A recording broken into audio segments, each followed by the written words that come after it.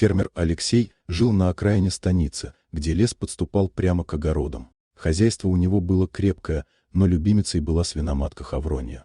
Огромная, весом под 200 килограммов, она славилась своим крутым нравом. Чужих к сараю не подпускала, визжала так, что уши закладывала.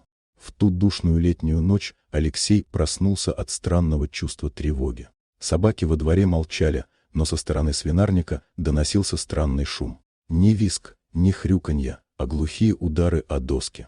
Алексей накинул телогрейку, взял мощный фонарь и по привычке прихватил вилы. Когда он открыл дверь сарая и направил луч света в загон, у него волосы встали дыбом. В углу в соломе происходила немая и жуткая сцена. Огромный пятнистый удав, видимо, сбежавший у кого-то из дачников экзотический питомец или заползший с южных болот полос-гигант, обвивал тело Хавроньи. Мощные кольца сжимались на шее и боках свиньи. Но самым страшным было не это. Страшным было то, что Хавронья молчала. Обычно свинья, почувствовав боль, орет на всю округу и яростно кусается. Но сейчас огромная туша лежала смирно. Она лишь тяжело, с хрипом втягивала воздух, когда кольца змеи немного ослабевали, и не делала никаких попыток вырваться или перекусить змею, хотя пасть хищника была рядом. «Ах ты, гадина!»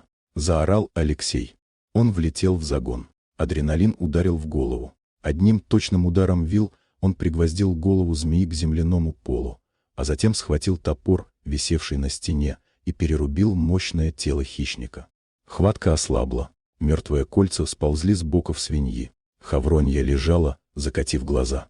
На ее шкуре остались страшные синие полосы от удушья. Ну все, мать, живая. Алексей опустился на колени, гладя животное по жесткой щетине. «Чего же ты молчала, дурная? Чего не билась?» Свинья полежала еще минуту, восстанавливая дыхание. А затем, кряхтя от боли в ребрах, начала медленно, очень осторожно подниматься на передние ноги. Она старалась не делать резких движений животом. Алексей посветил фонариком под ее массивное брюхо и онемел. Прямо там, в углублении соломы, которое Хавронья накрыла своим огромным телом как куполом, сидел крошечный, дрожащий рыжий котенок. Это был приблудный кот, который часто грелся в сарае. Змея приползла за ним.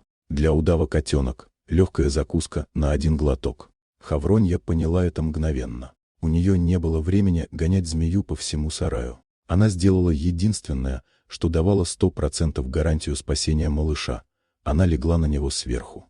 Она накрыла его собой, превратившись в живой бункер.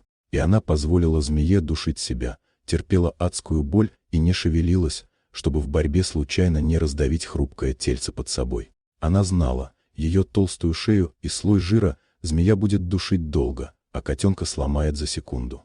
Алексей вытащил котенка, который тут же зашипел, и посмотрел на свинью. В ее умных глазках-пуговках читалась усталость, но не было страха. «Ну ты, Хавронья, даешь», — прошептал фермер, вытирая пот со лба. «Ты же героиня у нас». В то утро свинья получила ведро парного молока с хлебом, которое разделила со своим спасенным рыжим крестником. Дорогие друзья, если вам понравилось видео, поставьте лайк, а также подписывайтесь на канал, где наши авторские истории выходят каждый день.